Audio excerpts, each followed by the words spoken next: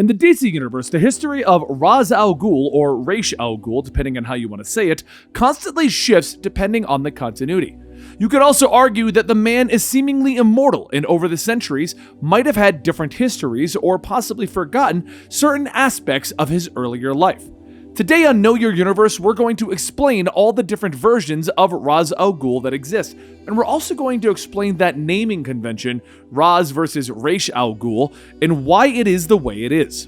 Now, Ra's al Ghul first appeared in Batman 232 in 1971. He was created by writer Denny O'Neil and artist Neil Adams. Ra's was always a foil to Batman. He was known as the head of the Demon and the leader of the League of Assassins. He sought to rule the world by wiping out most of humanity and bringing them more to a manageable number. He's also considered an eco-terrorist in that he wishes to cull the population in order to allow mankind to better coincide with the Earth itself and not tax her natural resources. In his earliest origins, Ra's was never given a proper name. He was a doctor in an ancient city that was ruled by a sultan. However, he learned of science and medicine and married a woman named Sora. Ra's would discover the Lazarus Pit and its healing properties. In using this pit, Ra's would save the life of the prince, who would then strangle his wife in a fit of madness. Ra's was then framed for murder and locked away. He would eventually escape and seek his revenge, and using his knowledge of science and disease, he would kill both the Sultan and his son.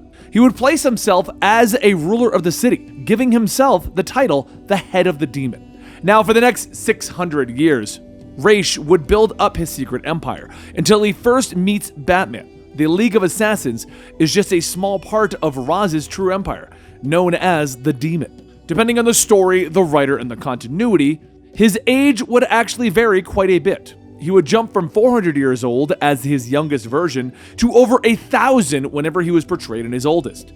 Despite all of this though, his overall goal of culling the human population to a more manageable number would never change. He would almost have reached his goal on several occasions. During the Contagion event, Ra's would release the Ebola virus into Gotham City, and eventually the rest of the world. And as he does this, Batman manages to eventually find the cure to that virus and saves the city, as he does. In the Tower of Babel event, Ra's stole the plans that Batman had drawn up for defeating the Justice League. With Earth's greatest heroes incapacitated, he begins his multi-stage plan to wipe out part of humanity. He takes away their language and instills fear into them, and unable to speak, many nations just lash out at their neighbors. While the Justice League does eventually rally, Ra's completes his secondary goal of having the rest of the team distrust Batman, thus weakening them.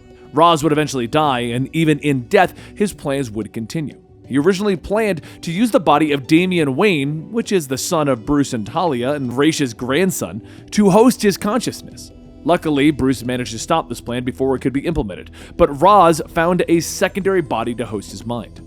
Ra's would continue to fight against Batman, even using Gotham as his base of operations for a short time. When Batman was launched through time by Darkseid, Ra's agreed with Tim Drake in the belief that Batman wasn't dead, and he aided him in his search, although it was revealed that Ra's was only testing Tim. Raz's origins would not seem to have changed since the New 52 reboot of the DC Universe. He would continue to work against Batman and his son, although the New 52 did have him face off against Jason Todd and draw on the power of the Untitled. Jason would be able to stop him, and Ra's was able to return to his normal schemes of trying to rule the world. He would be featured prominently in the latest version of Batman and the Outsiders, where he would fight directly against the secret team of Batman. Planning on using an alien weapon to finally wipe out humanity, it was only the true power of Black Lightning that was able to stop him. And once again, the immortal villain goes back into hiding. Possibly the best version of this villain appears in Batman the Animated Series. Ra's would appear throughout the series' run, at first trying to persuade Bruce to marry Talia, and then take over as an heir. We would see Ra's in the distant past, fighting against the likes of Jonah Hex, as well as the distant future, and in the Batman Beyond series, Ra's would place his consciousness into that of his daughter. He tricks Bruce into joining her, hoping to de-age his body and transfer his consciousness over to Talia and into Bruce's younger body. Ra's would then appear in Batman Begins, played by Liam Neeson. The movie saw the man pretending to be Ducard. He offers Bruce a place among the League of Shadows, where they train him in their ancient arts. Of course, when Bruce learns that the League are killers who have targeted Gotham, he stands against them and he creates his Batman persona. Now at this point you may have noticed that I've been saying Ra's al Ghul and Ra's al Ghul throughout the entire video. The reason is really simple. He is known by both names, but the big question is, why is that the case? One of my favorite comments that I get here on the channel is whenever I say Ra's al Ghul or Ra's al Ghul, some know-it-all comic book nerd decides to go into the comments and go, "Oh, imagine calling yourself the Comicstorian and not even pronouncing his name correctly." Well, the answer is really simple. Ra's al Ghul and Ra's al Ghul were both used in mediums that involve sound. You see, when the character was first created, the name Ra's al Ghul was created because it was Arabic for demon's head.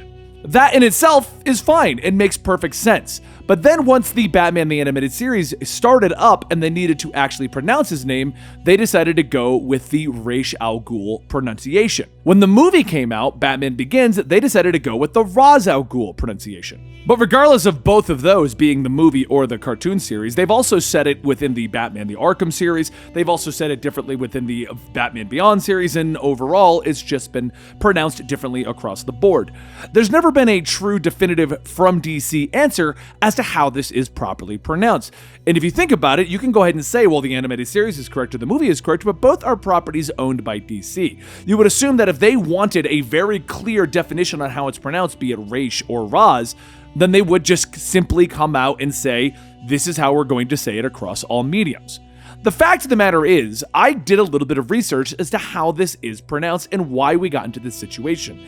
And after going through many forums and various Twitter posts, I came across a Quora post that actually made the most sense. So take this answer for what it's worth. It's an answer somebody came up with, but it makes the most sense. Robert Frost over on Quora said, DC Comics always pronounces it Ra's al Ghul. It's Warner Brothers that's inconsistent.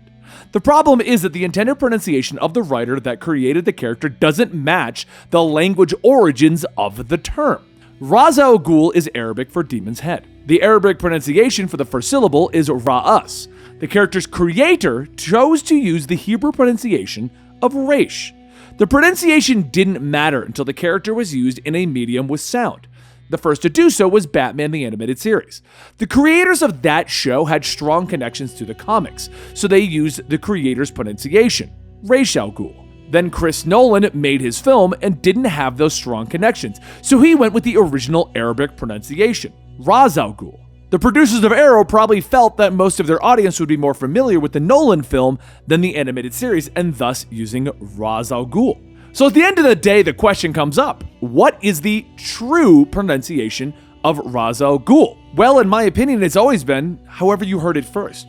If you think about the way the human brain works, if you hear something said in one fashion, you are more often than not going to repeat it in that fashion. Now for me, that's Ra's al Ghul. And you would say, but Benny, weren't you young and you watched the original cartoon in which they said Ra's al Ghul?